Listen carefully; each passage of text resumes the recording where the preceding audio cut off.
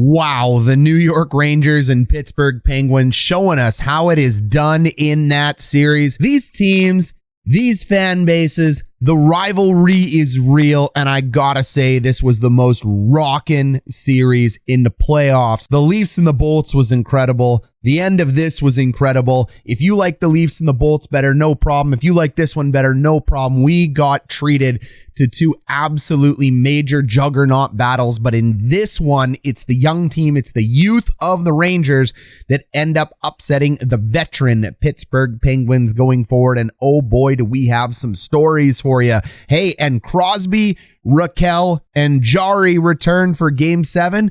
We said it last video on Game 6.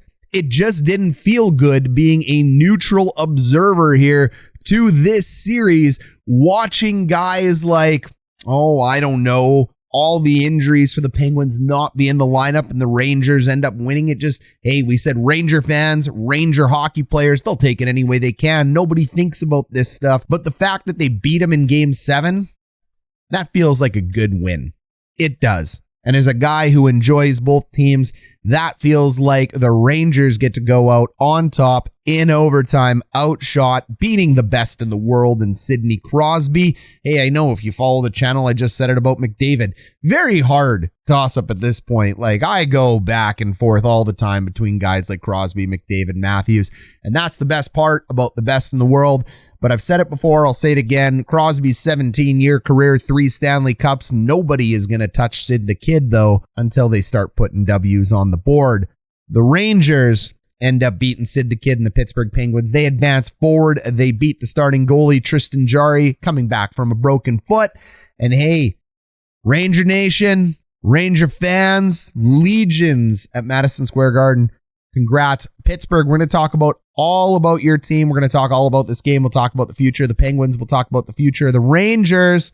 We're going to talk about a lot of things, so let's get after it. Let's talk about it. Hey, Ranger fans, Penguin fans, a lot of you aren't new here anymore. You've been growing and helping us build our channel like crazy. We have a ton of you over in our Discord, Rangers, Penguins fans all over the place. We have people giving us thumbs up for days. We got subscribers growing for days. Thank you so much. We've grown by like 1,700 subscribers. A big reason for it is the Northeastern United States market. You guys are fantastic.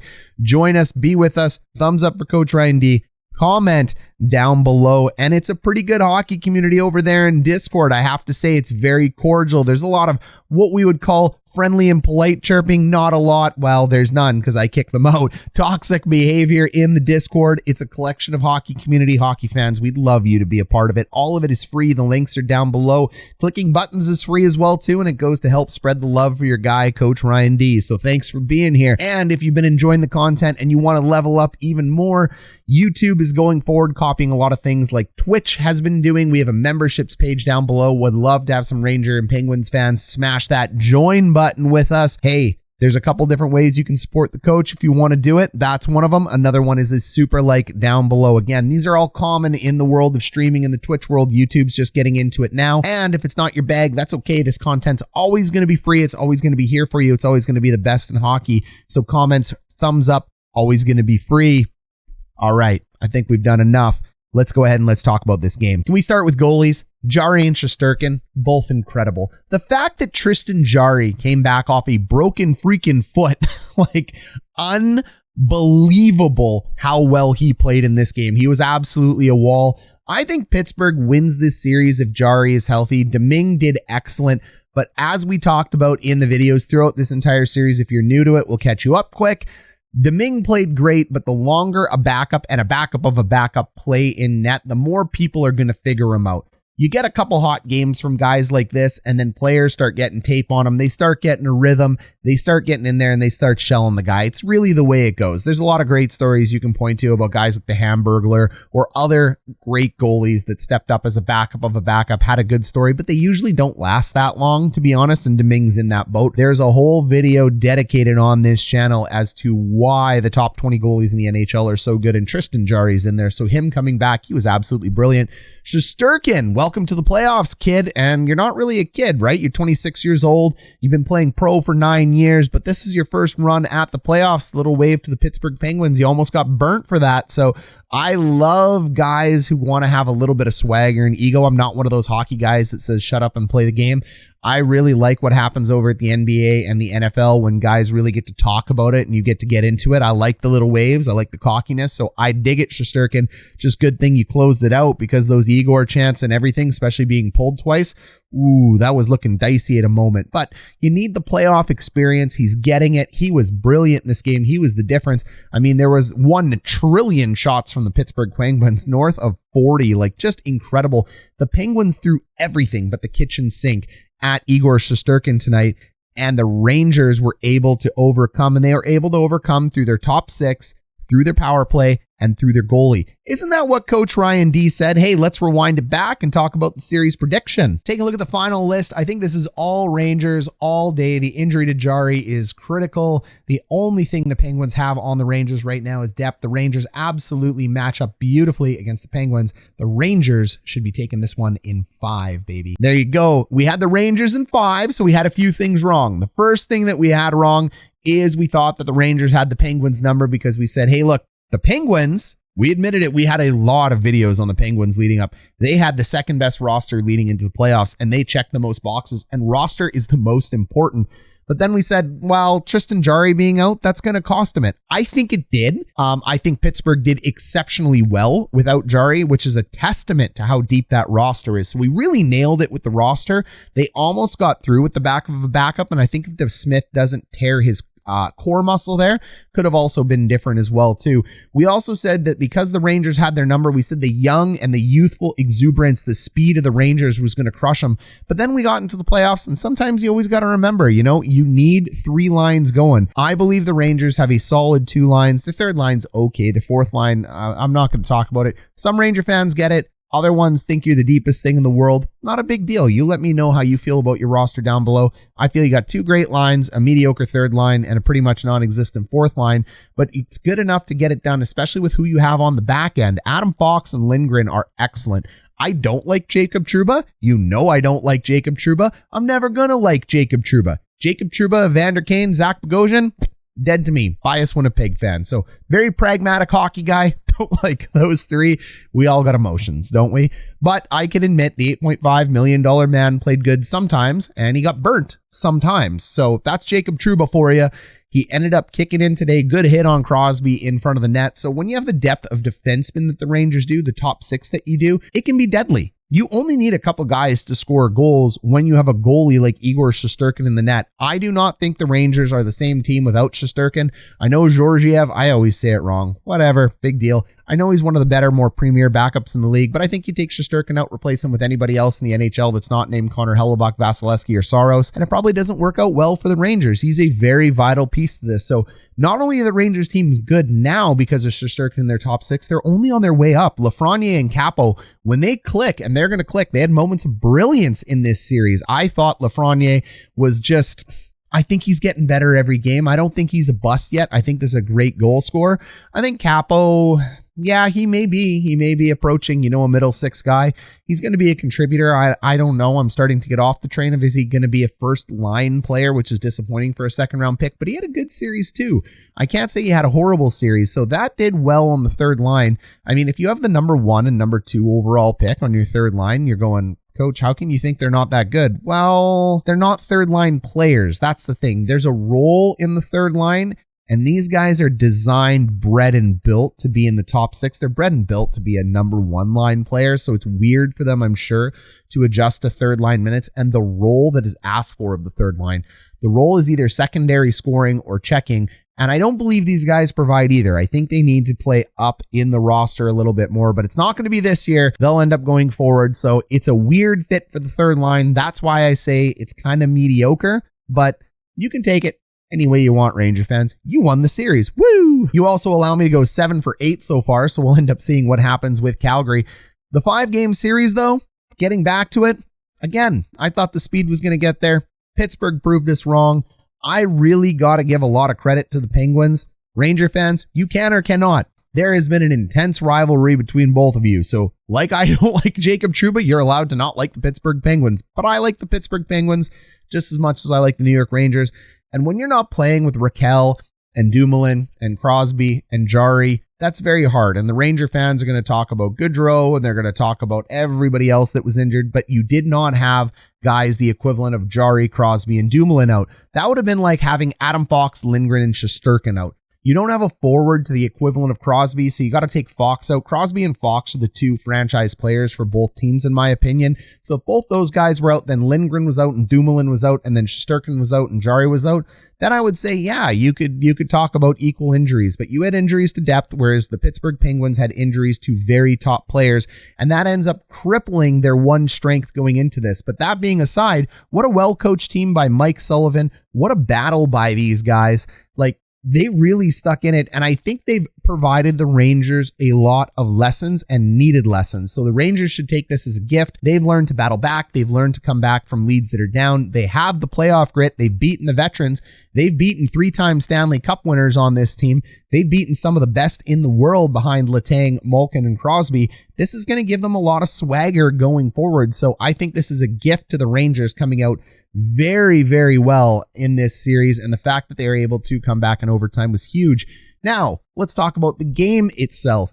The game itself was incredible. That first goal by Kris Kreider fed across the Royal Road from Mika Zibanejad. If you don't know what the Royal Road is, you're going to subscribe. You're going to stay here. We're going to teach you all about it, okay? In these final game recaps, we don't go into a whole bunch of goal breakdowns, but we'll see you for game one against the Hurricanes, and you'll see what I mean. Going across the Royal Road, man-to-man, ends up sniping it, Kreider does, just Barnowski over Jarry. That is a very hard stop for a goalie to make. When you make saves like that, it fires up a team, but you're not expected to. It's like a 30% chance to score when you make cross ice passes like that. And that happens from really hard work at the blue line. So great work there by Zibanejad and Kreider.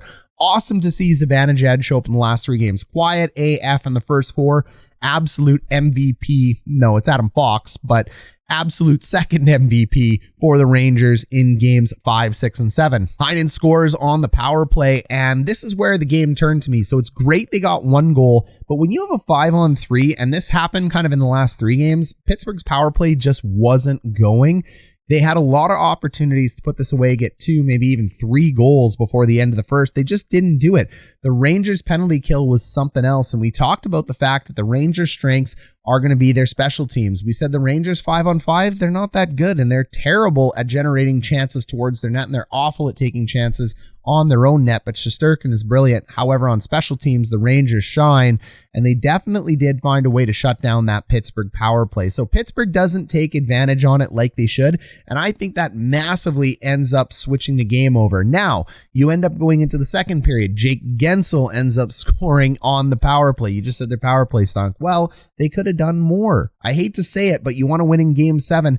They threw everything but the kitchen sink at the Rangers. They score 1 extra goal on the power play. With all those additional power plays, they win the series. At any game, any point in time, they just needed to score 1 extra one.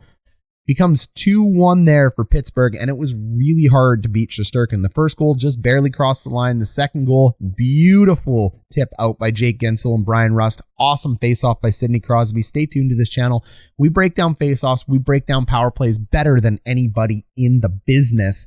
This, we have taught all of you if you've been here, winning face-offs, scoring on power plays, that's the way to do it. They win a face-off. They score immediately on the power play. That's 2 big check boxes. Of course, you're going to score. You win a draw, you're on the power play. It's the way to do it.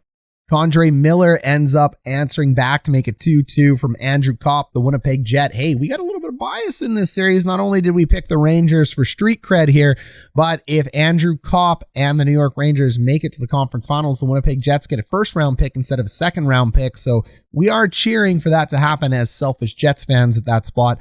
Evan Rodrigues answers back shorthanded. This kid has been nothing but a revelation in Pittsburgh on the bottom 6. Every time I say he plays on the 3rd line, you point out he plays on the 4th line, but he moves up and down from time to time. Coach Ryan D, we stay water with lines. We don't sit here and throw a bunch of million comments. This guy's on that line and this line, because they change up during the game all the time. It's just names on a paper when you start.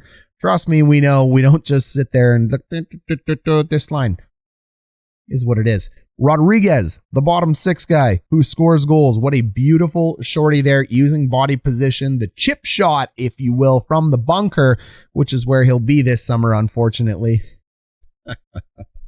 Too soon, Penguins fans? I don't know. I got golf on the mind. It was my birthday. I bought a set of Titleist T200.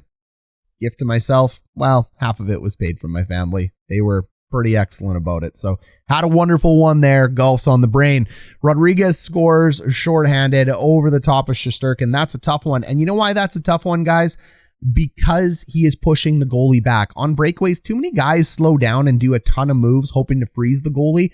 It works. I'm not saying it doesn't work, but I prefer and have always loved speed forward, push the goalie into the back of his net, because he's going to have to back up. And as he backs up, you get more room to put it over his shoulder. So speed, back him up, chip it over. Rodrigues showed us exactly why it works and how it's done. I love goals like that. In period 3, you could feel it. Does Pittsburgh take this home? Crowd is going nuts in MSG. And of course, it is Mika Zibanejad, the guy who has been playing amazing for the last 3 games from Andrew Copp, that ends up driving this to overtime. And then what causes the overtime goal? A hold. Brock McGinn on a hold. Ew. And I say ew because holds, high sticks, and trips, terrible, absolutely terrible penalties to take at any point in the time of a game, never mind an overtime. So the bread man makes them pay for it, even though Pittsburgh is all over New York at this point. You'd be thinking they would be taking it home. It reminds me of when the Habs beat the Leafs last year. Leafs were all over them in overtime, 13 shots, second shot by the Habs. The Habs end up winning it, boot the Leafs out of the series. That's what this felt like. Untimely penalty. And of course, it's the bread man, Mr. Elite, the guy from the podcast Soup and Sandwich, Artemi Panarin, ends up putting it in and the Rangers take it home. So you're going to have to stay tuned to this channel, Ranger fans, to hear my Canes versus Rangers prediction. I should have it out tomorrow, I believe. Worst case scenario Tuesday, but I should have it out tomorrow. Penguins fans, I said, what's the future of the Penguins here? I'll give you a quick little preview right now. Why don't we move over to Cap Friendly? We do this all the time. We talked about the fact that this might be Pittsburgh's last hurrah, and a lot of people are. Well, just take a look at the 22-23. This is very simple. Cap Friendly is a wonderful site. Tells you your cap space, where your contracts are at, and we all know it. Malkin's a UFA. Rust is a UFA. You go here, the only what I would call young RFA right now is Kasperi Kapanen. Then you end up with Rickard Rakell as a UFA. Evan Rodrigues is a UFA. Brian Boyle is a UFA, and you have a lot of 26, 27-year-olds. There's not a ton of youth sitting here. I mean, you got Drew Connor, but after that, there really isn't a very youthful roster, and these are 5 big holes right here for Pittsburgh. I know Brian Boyle is a very, fourth line kind of guy, but, he was a character dude. He did a lot of things for Pittsburgh this year. Kris Letang is a UFA. Nathan Beaulieu is a UFA. Casey DeSmith is a UFA. You still got Tristan Jarry in there, but this is a lot of contracts to have to sign. It's not the money. The question becomes, Evgeni Malkin at his age, 35, has he had enough surgeries? Does he hang it up? We don't know. We're going to have to stay tuned. I don't think Malkin would leave Pittsburgh, to be honest, if Pittsburgh would want to re-sign him. But the question becomes, do they want to move forward or do they want to keep him? If I had to guess, I think he's going to get a couple years here in Pittsburgh if he doesn't retire. Bryan Rust here at 30. Where else is he going to go? Depends how he's going to cash in. $3.5 million. He's a top line player with Pittsburgh. Does he want to stay with Pittsburgh and keep putting up points playing with 2 of the best in the world in Malkin and Crosby? We will see. I lean to the fact that he would probably stay. Kapanen is going to stay for sure as an RFA. There's nothing he can do about that. You're locked. Rickard Rakell at 29. I don't know. I don't know what Rakell wants to do. Acquired at a trade deadline. You never know with guys like this. We'll have to wait and see.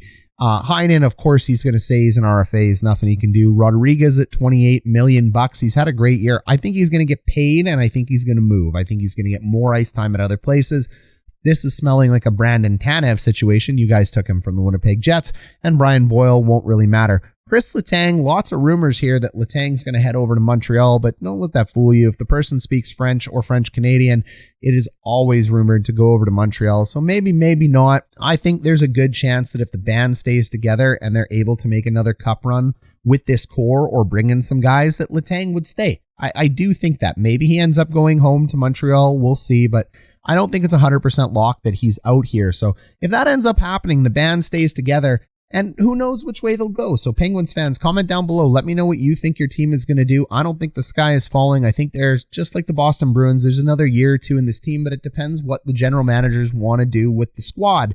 All right, everyone. Thank you for being here. We appreciate all of you. We'll catch you in the Discord. We'll catch you in the second round, Ranger fans. Let's go, baby. You're going to be playing the Canes. Love it. Okay. Have a good one, guys.